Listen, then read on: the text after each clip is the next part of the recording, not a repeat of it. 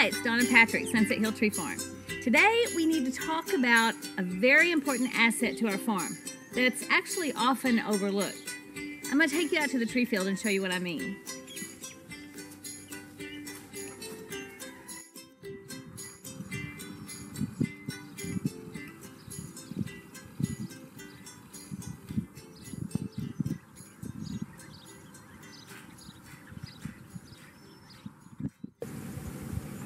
Okay, so out here in the tree field, this might not be something you would expect to see is tall grasses. We don't mow out here until all of our wildflowers have gone to seed, and so we allow the grasses, the wildflowers, the cover crops to grow during this in the springtime. When the wildflowers go to seed, we will mow out here at some point, but we do not round up around our trees. We do not take away all of the ground cover from around our trees. We understand that it's very important to maintain that. Number one, we believe in biodiversity. So the biodiversity that's created in our tree fields by allowing the natural cover crops, the wild flowers, the native grasses to continue to grow. We have rye, we have oats. We have quite a few native grasses that continue to grow out here. We understand the biodiversity is important to the ecosystem that we have created here, which is in the soil as well as in the soil as well as above the soil. So those are two ecosystems that we want to maintain a healthy balance with. Many Christmas tree farms and other kinds of tree farms will completely round up around their trees, remove all the grass, with the idea that they are conserving water for their trees. So the idea is that if all these grasses and these other crops are growing at the base of their trees, they're competing for nutrients and water, especially water. We don't see it that way. What we understand is that if it's a bare piece of land, it's going to heat up way faster than if it has a cover crop on it. Yes, those crops are going to take out a minimal amount of moisture from the ground, but the root system should be at completely different levels. So the roots of our clovers and ryegrasses or whatever are not going to be at the same place that the root systems for our trees would be. So it should not be a direct competition. But what we know, and you can measure this, is that the soil temperature is going to be much more decreased if it has a cover crop on it. Right? Nature does not like to be bare. She's quite modest and she doesn't want to be bare.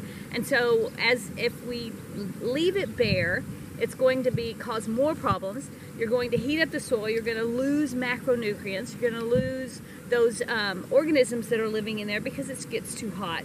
And so we feel like it's much healthier for our trees to allow the grasses to grow, to allow the cover crops to grow, to let them work together rather than separate them out.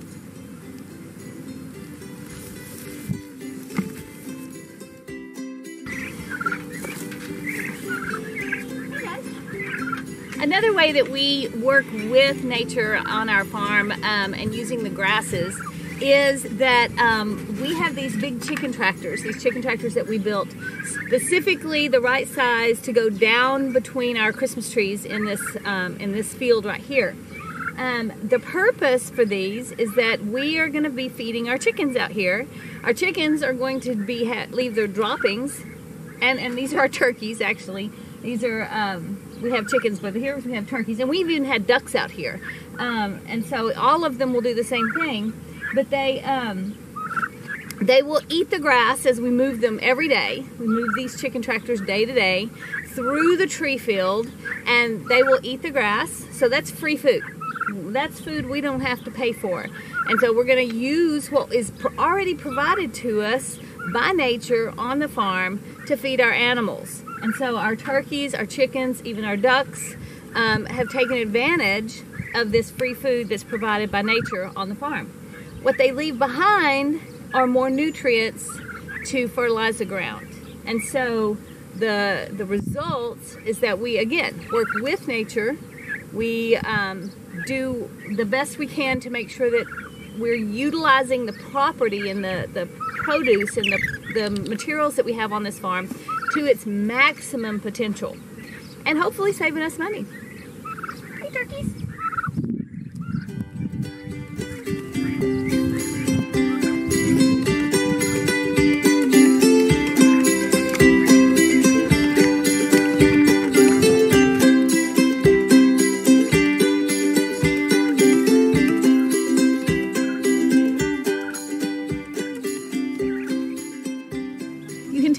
here where the chicken tractors have been.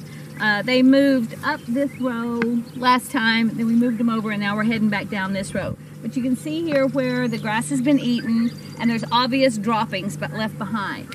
So we are going to continue to be moving the chicken tractors through here, and of course it won't always look like this.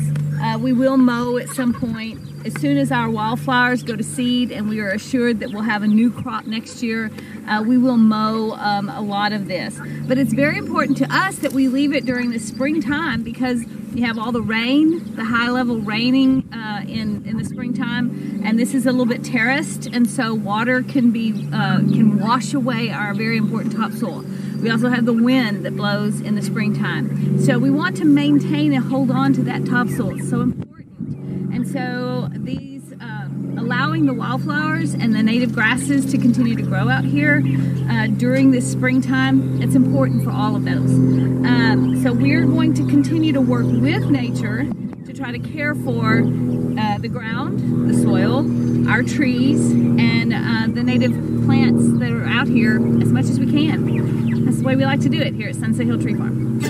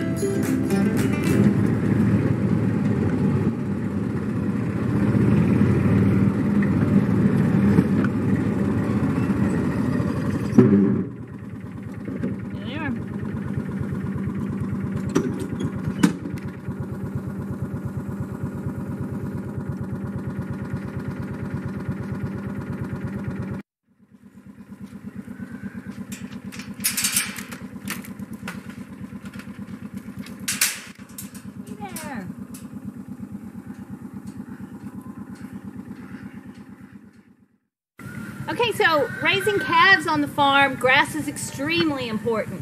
That's what we feed them. Grass-fed beef is a big deal these days, and that's what we want. We raised these babies. We got them when they were 5 days old, raised them on a bottle, of course, in the beginning, and then as soon as it was time, and we put them out here to eat the grass. So the grass is important for that.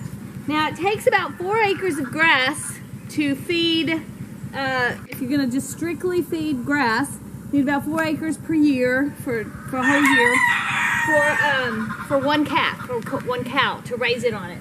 Now, of course, rotating where they graze, not letting them overgraze, because overgrazing is bad for the grass, it's bad for the cow, it's bad for the soil. So rotating and making sure that they're not grazing in any one spot is very important. If you have other animals that you could rotate through, because different animals have different teeth that allow them to eat different ways, and so he's just laying on my leg. So the cows eat, grass to a certain point, and then you can bring goats in after that. You can bring pigs in after that. I want pigs tear everything up, but if you rotate animals through a grazing pasture, that's even better, because you also then rotate through the pest cycle. So any of the pests that are internal pests that are in their feces is going to not infect the next group. So you have to think about what's in their fecal droppings right now, are things that would be infecting them again if they were staying in the same place the whole time. So rotating for several reasons, but you want to take care of the grass on your land.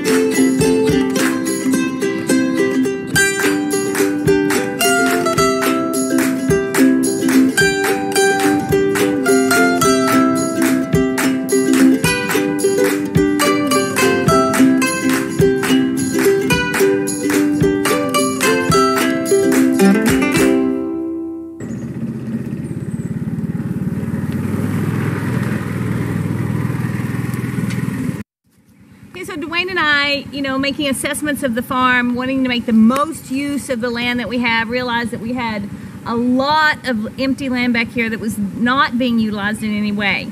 So moving the cattle back here so that they would have all of this. Look at this grass. I mean, this is so much potential for free food, and then allowing us to raise more cattle back here. And so in order to do this, in order to use this land, we have to do fencing. And so we've been doing clearing, land clearing, and then building fences so that our cows don't run off into the creek back there. But what this is something, it was an assessment that we made of how are we using our land. We're not experts or masters of anything. We're learning a lot, and this is like a step that we're taking to make better use of our land. It just breaks our heart to see beautiful land just sitting and being nothing but mowed, right? So we want to make actual use of and make it a financial positive for us by using the land that we've got. And so this is one way we're doing it, is we're going to open this up to the cows very soon, as soon as we get the rest of this fence built. And then we'll be maximizing the back part of our property.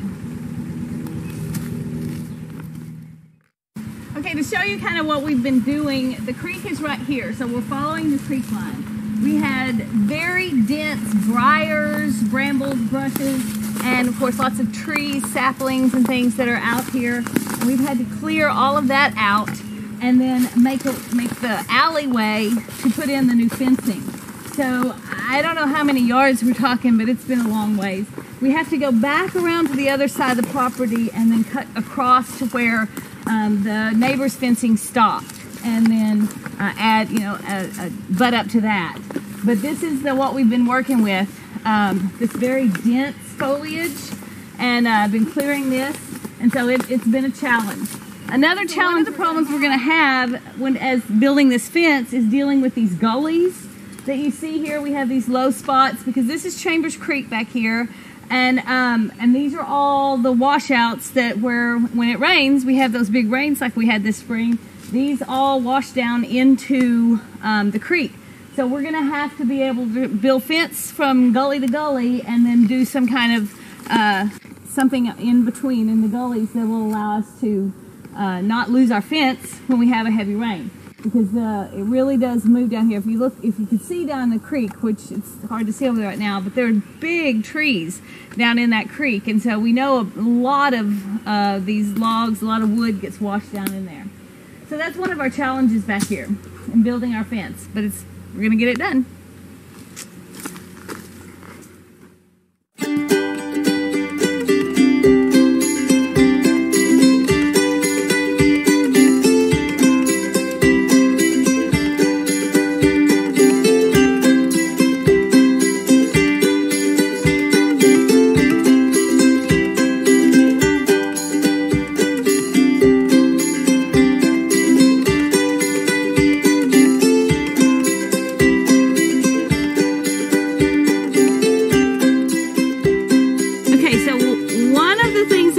had to fight while we were back here, and thankfully, thank you Jesus, neither one of us have had any issues with it, but it's poison ivy. We have a lot of it back here, and having to deal with that. I hope the cows will eat it and clean a lot of stuff out.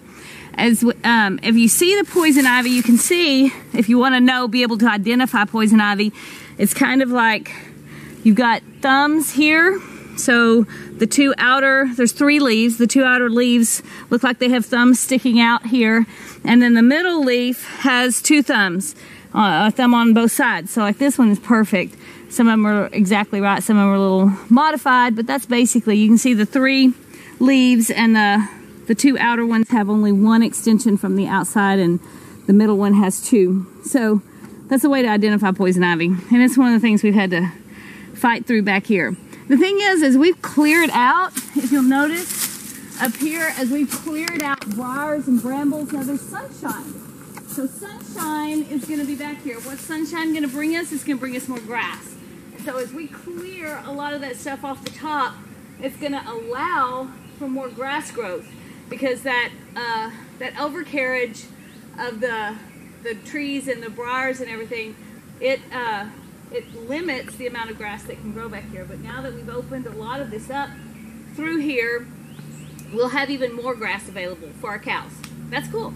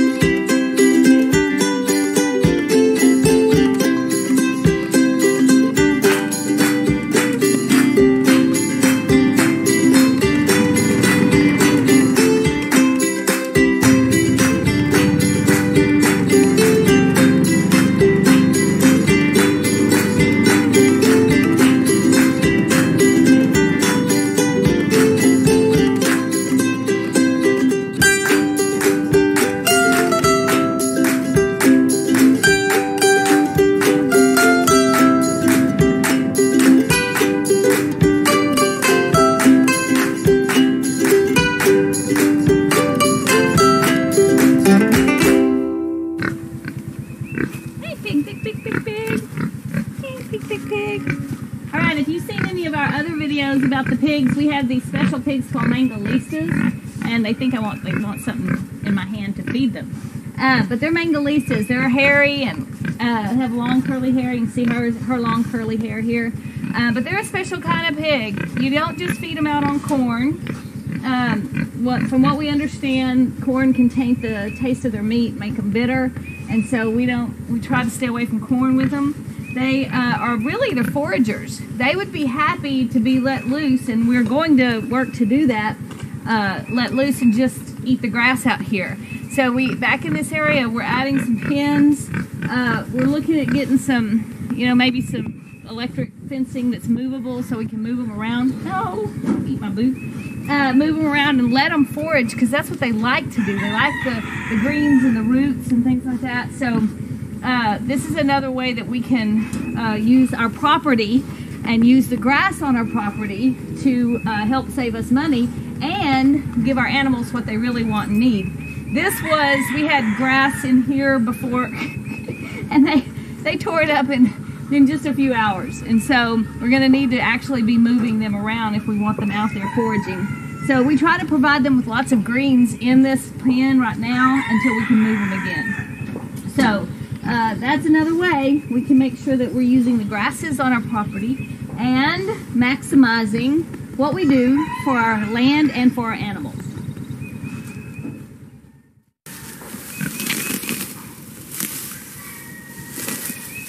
Now, if you do this, watching out for snakes, of course, but this grass is available, and I like to just pull it and let them have it. Look at here. Look at here. Come over here. There's some greens for you. Come on around here. So there's They love it. They go after it pretty quickly. Come on. Come on. There you go.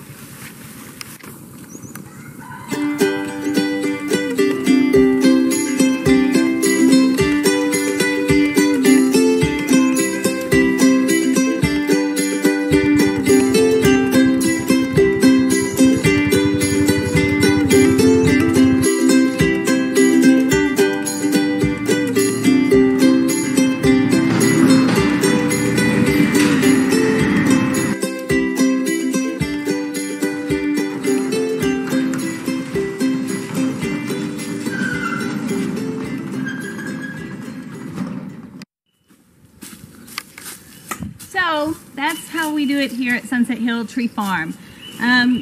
We try to maximize our space to the best that we can. We drove past a big piece of land yesterday. It was beautiful. It was manicured. It was amazing.